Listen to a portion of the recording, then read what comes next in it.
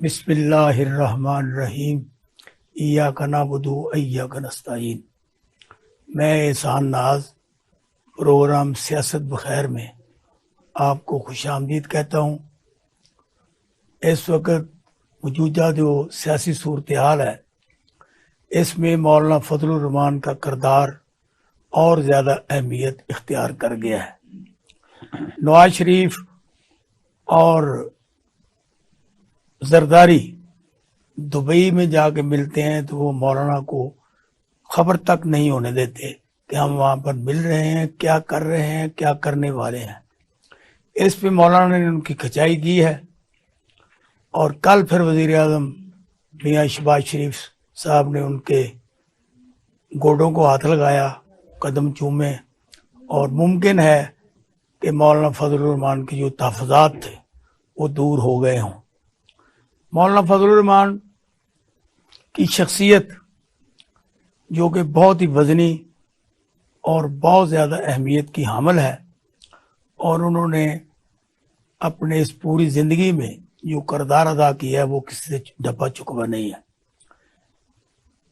جو سابق وزیر اعظم تحریک انصاف کے چیئرمین ہیں، ان سے ان کی لڑائی، سیاسی لڑائی کوئی ڈھکی چھپی نہیں ہے، وہ سب کے سامنے تشخیص بام ہے، کیونکہ عمران خان جب وزیر اعظم بنے تو 1 سال کے بعد مولانا فضل الرحمان نے ان کے خلاف دھرنا دیا، اور اس میں جو بات چیت ہوئی وہ اب مولانا نے منظر عام پہ لائی ہیں، اور اس میں چودھری پرویز الہی، چودھری شجاعت حسین جی ان کے زیادہ کمٹمنٹ کی تھی، وہ پورا نہ کرنے کی بھی اب باتیں کھلی ہیں۔ آج ہمارے سامنے جو مہمان ہیں وہ بھی بہت اہمیت کے حامل ہیں۔ ان کے والد گرامی جناب مولانا اجمل خان مرحوم رحمۃ اللہ علیہ بھی ہمارے دوست تھے، یہ ان کے صاحبزادے ہیں، میرے لیے یہ بھی قابل تعریف ہیں۔ جناب امجد خان صاحب، یہ مرکزی سیکرٹری انفارمیشن ہے جمعیت علماء اسلام فضل الرحمان گروپ سے۔ آج ہم ان سے ان کی جماعت کے بارے میں، ملک کی سیاست کے بارے میں، اور یہ اس وقت ابلتے اور گڑتے ہوئے جو حالات ہیں اس پر ان سے بات کریں گے۔ جناب مولانا امجد خان صاحب، میں آپ کو خوش آمدید کرتا ہوں۔ شکریہ، مہربانی، آپ کا بہت شکریہ کہ آپ نے مہربانی فرمائی، آپ کی مہربانی، آپ نے ہمیں یاد کیا، اللہ آپ کو تو سلامت آپ رکھے۔ تشریف لائے۔ تو موجودہ صورتحال میں مولانا کا، فضل الرحمان صاحب کا کردار اور زیادہ بڑھ گیا ہے، کیونکہ وہ پی ڈی ایم کے چیئرمین ہیں، اور پی ڈی ایم جو ہے وہ کبھی بچکولے کھا رہی، کبھی دائیں کبھی بائیں۔ یہ جو چوری جا کے ملنا دبئی میں بھی تھا، یہ بھی کوئی زیب نہیں دیتا تھا، نہ زرداری کو نہ شہباز شریف کو۔ اس بارے میں آپ کیا کہیں گے؟ بسم اللہ الرحمن الرحیم۔ سب سے پہلے تو میں آپ کا شکریہ ادا کرتا ہوں کہ آپ نے مجھے یہاں پہ آنے کی حکم دیا، میں تعمیل ارشاد میں حاضر ہوا۔ صحافت کے میدان میں اللہ پاک نے آپ سے ایک طویل عرصہ کام لیا، اور آج بھی اس فیلڈ میں آپ یقینی طور پہ مصروف عمل ہیں، اور آج اس چینل پر آپ سے ملاقات ہو رہی ہے۔ ملک کی سیاسی صورتحال تو کسی سے ڈھکی چھپی نہیں، بلکہ تو اس پر تبصرے تو اصل وہ ہوتے ہیں جو آپ حضرات لکھتے ہیں اور اس پر بیان کرتے ہیں۔ اس وقت کی صورتحال میں اگر انتہائی اختصار سے کہوں تو ملک کا سب سے بڑا مسئلہ معاشی بحران ہے، اور آپ حضرات اس چیز کو بخوبی جانتے ہیں کہ اس معاشی بحران نے ملک کو کہاں پہ لا کے کھڑا کیا، اور ملک ڈیفالٹ کی طرف بڑی تیزی کے ساتھ جا رہا تھا۔ ان حالات میں جس وقت پی ٹی ایم کی حکومت قائم ہوئی تو ان کے نزدیک سب سے بڑا مسئلہ پاکستان کی معیشت کو صحیح سمت کی طرف لے جانا تھا۔ اس کے لیے تگ و دو کا آغاز بھی ہوا۔ وہ کچھ حقائق ہیں، تلخ ہیں، لیکن بہرحال ان کو سننا بھی چاہیے اور ان کا فیس بھی کرنا چاہیے۔ ٹھیک۔ اب اگر ہم تھوڑا سا ماضی کی طرف جائیں تو جس وقت خان صاحب اقتدار میں آئے، اور خان صاحب کیسے اقتدار میں آئے اس کا اظہار انہوں نے بھی کھلے عام کر دیا، جس کا اظہار ہم کرتے تھے تو آئے نہیں تھے، جس کا آپ کرتے تھے اب انہوں نے بھی تسلیم کیا۔ اچھا، یعنی وہ آئے نہیں، لائے گئے تھے، اور وہ سلیکٹڈ تھے۔ اور آپ نے ابھی 2 نام لیے ہمارے لیے بڑے محترم ہیں، چودھری شجاعت حسین اور چودھری پرویز الہی صاحب کا۔ چودھری پرویز الہی صاحب نے بھی کھلے عام اس کا اعتراف کیا، اور اس حوالے سے انہوں نے گفتگو بھی کی جو آن دی ریکارڈ ہے اور میڈیا ریکارڈ کا حصہ ہے۔ ان حالات میں سب سے پہلے جب الیکشن کے نتائج آئے 2013 کے، تو اس کے مخالفت میں آغاز مولانا فضل الرحمان صاحب نے فرمایا، انہوں نے کہا یہ دھاندلی شدہ انتخابات کے نتائج ہیں جس کو ہم تسلیم نہیں 213 میں؟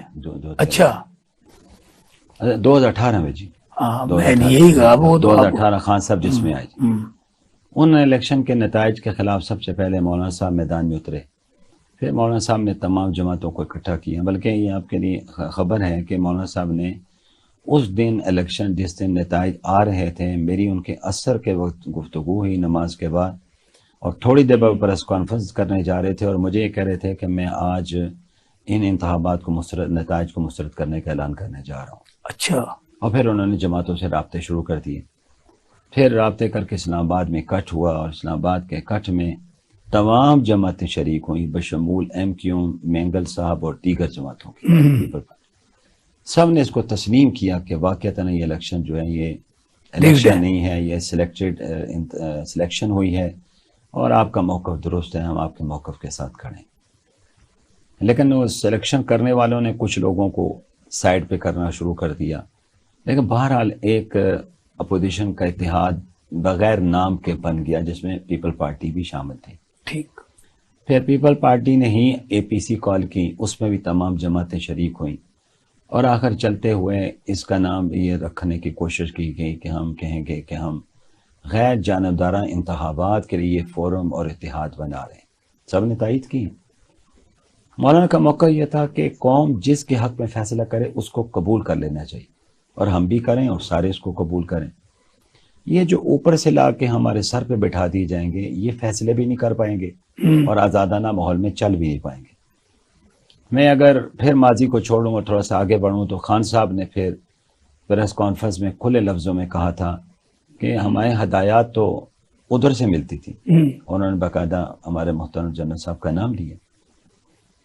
پھر اگر اس کے ساتھ ایک اور میں ٹچ دوں، کیونکہ ٹچ کا لفظ بڑا مشہور ہوا تھا، آپ کو یاد ہوگا، اسلامی ٹچ دیجئے، تو پرویز الہی صاحب نے یہ فرمایا تھا کہ ہم ان کی طرف نہیں جانا چاہتے تھے، مجھے فلاں نے کہا تھا کہ آپ پی ٹی آئی کے ساتھ چلے جائیں، یہ آڈیو ریکارڈ ہے اور آپ کے سامنے موجود ہے، یعنی جنرل باجوہ صاحب نے فرمایا کہ آپ ان کے ساتھ چلے۔ یہ تشدد بام ہے نا، یہ تو منظر عام کھلی پہ آ عام گئی، بات یہ ہے۔ تو حضرت وقت نے پھر یہ ثابت تو کیا۔ فیض امیر صاحب نے جو باتیں کی ہیں اپنے مولانا صاحب سے، وہی منظر پہ آ گئی، انہوں نے خود کہا ہے نا جی حضرت، کہ ان کو بھی چیئرمین بنا رہے تھے سینٹ کا۔ جی حضرت، انہیں ہمیں 2 صوبوں کی گورنرشپ کی پیشکش ہوئی، ہمیں کہا کہ سینٹ کی چیئرمین شپ لے لیجئے، قومی اسمبلی کا ڈپٹی اسپیکر لینا چاہیں وہ لے لیجئے، آپ جو وزارت چاہتے ہیں ہم آپ کو وزارت دینے کے لیے تیار ہیں۔ تو مولانا صاحب نے فرمایا کہ ہم سودے بازی کی سیاست ہم نے اپنے بڑوں سے سیکھی نہیں، صحیح بات، ہم اصول کی سیاست کرتے ہیں، اور آپ کو اچھی طرح یاد ہے، آپ تو اس سیاست کے میدان کے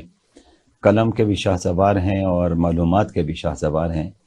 پھر مولانا مفتی محمود رحمۃ اللہ علیہ جو وزیر اعلیٰ بنے تھے بھٹو صاحب کے دور میں، بھٹو صاحب کو شکست دی تھی انہوں نے، ڈیرہ اسماعیل خان میں پورے 4 جگہ الیکشن 5 جگہوں پہ لڑے تھے، لڑا تھا، 4 جگہ بھی جیتے تھے بھٹو صاحب، ڈیرہ اسماعیل خان میں مولانا سے ہار گئے تھے، لاہور سے جیتے، ملتان سے جیتے، کراچی سے، لاڑکانہ سے، اور ڈیرہ اسماعیل خان سے ہارے، ڈیرہ اسماعیل خان سے ہارے، ماشاءاللہ، اور بڑے ووٹوں سے ہارے تھے۔ جی حضرت۔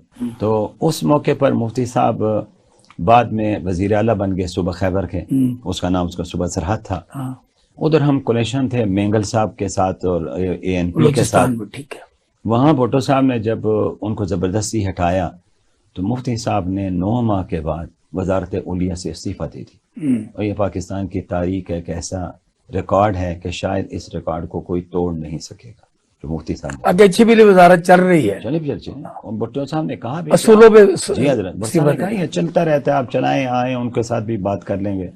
مسلم نے کہا جب ہم ان کے کولیشن ہیں، ہم ان کے پارٹنر ہیں، تو ہم اپنے پارٹنر کے اعتماد کو ٹھیس نہیں پہنچائیں گے، اور نتیجہ یہ ہوا حضرت کہ مفتی صاحب نے 9 ماہ کے بعد، میرے کہ میں ایک لفظ کا اضافہ اگر آپ اجازت دیں تو کروں، کہ آج کسی کے پاس کونسلرشپ آ جائے تو اس سے ریزائن نہیں چھوڑتا، اور وزارت اولیاء وزیر اعلیٰ ایک صوبے کا اور بااختیار مولانا مفتی صاحب نے اس کو اپنے جوتی کے نوک اب دیکھو نگران وزیر اعلیٰ بنو چھوڑنے کے لیے تیار ہوتا ہے، جی نہیں بھی ہم تو کیوں چھوڑیں، جی حضرت، صبح خیبر پختونخوا میں ایسا، ادھر بھی ایسا، جی حضرت، اب ڈنڈا چل رہا ہے۔ جی حضرت، اس کے بعد مفتی صاحب نے چھوڑا اور ایک اچھی روایت قائم کی سیاست کے ماحول میں، اور جس پر آج میں سمجھتا ہوں کہ جمعیت الاسلام ہی فخر نہیں کر سکتی، صحافت کی دنیا بھی اس پہ ناز کرے گی، کیونکہ میں احسان ناز صاحب کے سامنے بیٹھا ہوں۔ اب اس کے بعد جب انتخابات کے نتائج آئے، اور انتخابات کے نتائج آپ کے سامنے تھے کہ ایسے نتائج دیے گئے کہ جس میں اقتدار میں آنے والوں کو بھی سمجھ نہیں آ رہی تھی، اور جنہیں اسمبلی سے باہر رکھا گیا تھا ان کو بھی سمجھ نہیں آ رہی۔ کسی کو نہیں سمجھ آ رہی۔ مولانا صاحب پہلے دن یعنی سال نہیں حضرت، پہلے دن ہی مولانا صاحب میدان میں کھڑے ہوئے، اور پھر ان انتخابات کے نتائج کے بعد سب سے پہلے الیکشن کمیشن آفس کے باہر دھرنا اور مظاہرہ ہوا، وہ بھی ریکارڈ پر موجود ہے، جس میں میاں شہباز صاحب شریک نہیں ہو سکے تھے، بلاول صاحب شریک نہیں ہو سکے، پیپل پارٹی کی سیکنڈ لیڈرشپ آئی تھی۔ ان کی کمر میں درد تھا نا، جی حضرت، مولانا ہوتا ہے صاحب نہیں ہے، جی وزیر حضرت، اعظم بننے کے بعد کبھی نہیں ہوا۔ جی پھر مولانا صاحب نے اس کی قیادت کی، وہ بھی سب کے سامنے جی۔ پھر حضرت پاکستان میں بلاول آیا تھا؟ نہیں، بلاول صاحب نہیں ہے، قمر زمان قاہرہ تھے۔ اچھا ٹھیک ہے۔